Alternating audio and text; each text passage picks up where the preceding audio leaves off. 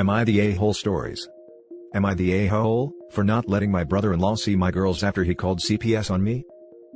I, female 33, lost my husband in an accident and he passed away shortly after he arrived at the hospital. We have two girls who are 9 and 5 and it's been very devastating and very difficult to be taking care of them while going through these tough times. My mom would help a lot and I'm so thankful for that. My in-laws have been keeping to themselves, but my brother-in-law would visit often to see the girls. He has always wanted kids on his own, but hasn't been able to because his wife has medical issues. He treats my girls well, and has been generous, but treats me poorly and makes comments and criticizes my parenting often. He implied he wanted to be their guardian, but I told him no. He started demanding I bring the girls over to my in-laws' house, and would get upset when I tell him I have work. He'd claim I'm clearly not taking care of the girls and not fit to be a single parent. We got into a huge argument, after I told him I no longer will be welcoming him into my house because of his behavior, and he then reported me to CPS, after I refused to let him into my house. He claimed that I'm not taking good care of my girls' needs / refusing to let them see their grandparents / being busy with work, and other things I don't know about. I had to deal with CPS once then after they did a surprise visit, and thank goodness it went well, although I was told to deal with some issues that are normal in every family. I told my in-laws about what my brother-in-law did, but didn't do anything. His wife was the one who told me eventually. It's been over a month now. My in-laws are calling to tell me that I should let my Bill see the girls, after I told them that only them see my girls. I refused to let him see the girls after what he did, and the disrespect he's shown, but my in-laws are pressuring me saying these are their granddaughters, and I have no right to act like this just out of spite. Edit to say that the issues I'm dealing with are trying to balance my working hours with the time I spend with the girls. I have my mom either come over or take them to her house, so I could pick them up after I get off work. Another thing is therapy and my girls are currently in therapy.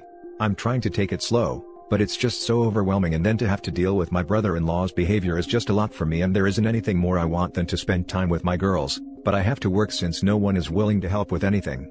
I'm not the person who feels comfortable asking for help, so I do all I can. My brother-in-law says he wants to see the girls, because it's been a while since he saw them and he misses them a lot, but I don't want him around after what he did. I can't even look at him after this. He made my grief worse and I won't be able to forgive him soon. Now for the top comments. Not the a-hole. He called CPS on you. Don't listen to anyone, seriously. If he was willing to do something so serious over something so small, I wouldn't trust him near my kids. Who knows what he will tell them / manipulate them. And for them to say she's acting out of spite? Dude, if you try to break my ribs with a baseball bat and I stop hanging out with you as a result, it's not spite that's motivating me, it's sheer concern for my own safety. This is not the last time they'll try pulling this BS. There is a fundamental lack of respect happening here. OP should get ready to request a restraining order. Bill wants custody and he clearly is willing to do whatever despicable thing it takes. He will definitely escalate. The issue I'm struggling with is that my in-laws told me to bring the girls, because they want to see them but I don't want him present, and they don't seem to understand how hurt I am and won't respect my wish of not wanting him around. Then they say that I'm keeping the girls from seeing their grandparents, and I can't guarantee that he won't be there when I take them over to my in-laws. Then your in-laws can come to you. I wouldn't take them there, you can't trust any of them now. Not the a-hole. The boy who cries wolf who implies he wants to be your kid's guardian? He has no rights to see your kids. CPS is there to protect children, not to waste time as his tool. See a lawyer. Have a plan for the next time they call CPS on you. If you want to see these grieving yet unsupportive in-laws, have a couple of witnesses with you, you might need them. Consider visits in a neutral setting. Your house is your house. Keep it safe. Do not let the kids anywhere near the bill. Only let them see the parents-in-law when supervised by yourself and trustworthy witnesses. Document any and all communication from Bill harassing you and demanding to see them. This will be important to have as evidence if he calls CPS again or tries to become their guardian. Now for the next story. Am I the a-hole for calling my grandma by wrong name, until she gets my name right? This has going on since forever, so I decided to do something. I'm 16 mil, half Mexican from my dad's side and my mom's side is Scottish. Not gonna lie, most of my mom's family is high-key racist and has been problems sometimes growing up. My grandma on my mom's side never liked my dad, and was happy after they divorced when I was 7. My name's Emiliano, and my grandma always complained how hard she tried to change my parents' minds, and it's a shame I got stuck with it. I'm actually proud of it. My dad told me about the revolutionary I was named after in their history. But literally, my entire life my grandma refuses to say it. She says it's too many syllables. I got a cousin named Alexandria and they say the whole name, and always came up with her own names. She says Leo, or once tried to get everyone to call me Elliot as a nickname for a while. Obvious my mom's family was for it, but my dad refused it because it's not my name. It's always the same thing when I see them. She'll call me Leo or whatever. Even when I correct her, she says it's not a big deal and keeps calling wrong name. I told my mom I don't like it, but she always says I'm just not gonna change her mind and no point in fighting it. So, I decided if she's not going to want to call me by my actual name, I'm not going to call her grandma or say her right name. It's stupid, I know, but it's bothering me more that she doesn't care, and all my other cousins she says their name's fine, no nicknames. Her name is Susan, so I decided to call her Sandy. To be honest, I was scared to say it, but that look on her face was worth it, laughing my butt off. It wasn't surprise Pikachu face, but it was close. She said that is not how I address her, and it's grandma. I told her nah, I'm ma, call her Sandy from now on, until she says my actual name. It got awkward. My mom was serious and my grandma got super red in the face. She started ranting about me being a freaking disrespectful child, and this is all my dad influencing me again. My mom told me I need to apologize immediately, but I don't know what gave me the balls to not do it. We ended up leaving their house early, and my mom didn't talk to me until we got home. She says what I did was out of line and I don't disrespect my elders ever. She wants me to apologize and I'm grounded until I do. Haven't talked to my dad yet about this since it just happened, but I wanted to ask if it was being an a-hole or was it okay for this situation to insult my grandmother? Now for the top comments. Adults and the elderly don't like it when they're given a dose of their own medicine. Not the a-hole. Emiliano is not a difficult name to pronounce and your grandmother's not respecting you when she's always mispronouncing it, so why should you respect her? It's a two-way street, and you don't owe her respect just because she's your grandmother. Good on you for sticking up for yourself and calling attention to her BS. Like it literally ain't a hard name to pronounce. None of my friends speak Spanish and say it no problem. As someone who is much closer to your grandma in age than you, I am super proud of you. She has been disrespecting you as a person your whole life by refusing to use your given name. You have shown her how it feels. I don't know how this is going to play out, but kudos to you. If your parents try to discipline you, ask them how you should have approached it. You have asked repeatedly to be called Emiliano and she has ignored your wishes. What else should you have done? If she calls you by your preferred name, you will call her by hers. It's fair. You have limited tools at your disposal. I think you have been very creative in approaching a difficult situation. Why not call her abuela or abuelita? Sort of malicious compliance like? Not the a-hole by the way, but I get you don't want to upset your mom. I like this idea. It's not a bad idea, but it misses the mark when it says you don't want to upset your mom.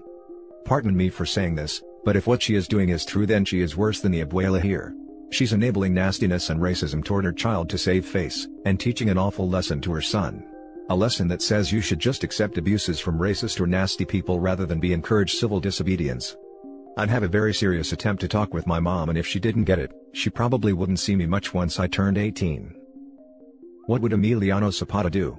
Not the a-hole. Respect is earned and names are important to identity. Que viva la raza. Ha, good point. Now for the last story.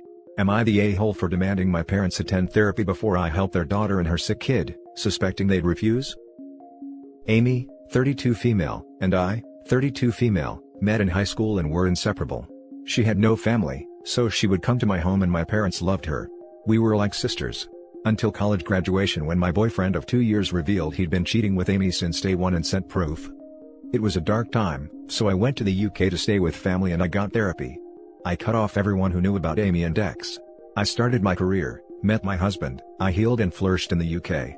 Husband was offered a transfer with a big pay bump closest to my hometown. I found a better job there, we moved. Time flies, my parents came over to chat. They kept in contact with Amy, as she's a daughter to them. She married X, had a girl they love as a granddaughter, and calls my brother uncle. Amy found out X is a serial cheater and left him, emotionally. She's a stay-at-home mom with nothing to her name. Divorces and moves cost money she doesn't have, all their money goes towards their sick kid. I knew why they came to talk, and I was trembling and vomited and they left quickly.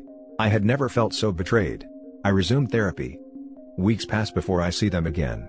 I naively thought it was to apologize. Nope, it's the girl. She lives in a humid condo with mold growing. X is a chain smoker, her health is poor. They had photos, doctor's notes, a mold inspector's report. Teachers have noticed the girl sick, she stinks, she's being bullied and has no friends, it's a problem. A new home, new school, new support system would do wonders for them. I have the extra room in top school district, an extra car, weird things, have connections to help Amy. I said those documents need to go to social services or CPS if it's that bad, not me, But, Amy's not a bad mom, just poor. We used to be so close.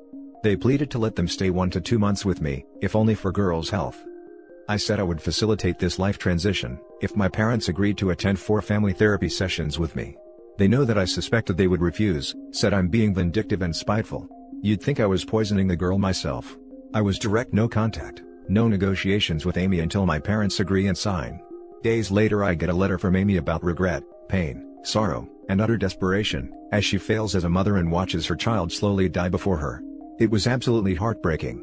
I shredded it and sent it to my parents. My terms were clear. I'm not budging, neither are they. I'm not asking Amy for therapy because the girl isn't my burden and they're never coming into my home regardless.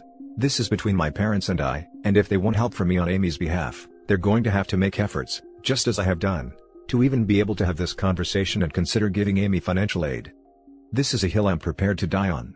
So are they, it seems? So, am I the a-hole for setting conditions my parents will refuse before accepting to help Amy and her sickly kid? Edit. Okay, so I will be calling CPS and sending the justifications on Monday. I don't know if they'll need it, but maybe it'll speed things up? I guess I have to be prepared for my parents and maybe my brother cutting me off over it. This won't be without consequence. Edit 2.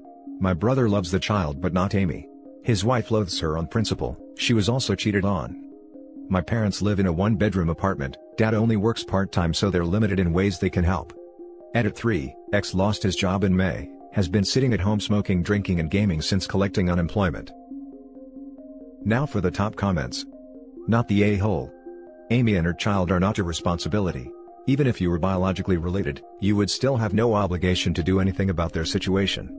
I feel so sorry that you were the one betrayed, but your parents have built a life with your betrayer. They suck so badly. Amy should have applied for housing and any other benefits she qualifies for. The mold thing is something she needs to report to housing because that place is not fit to live in. Not the a-hole. Call CPS anonymously.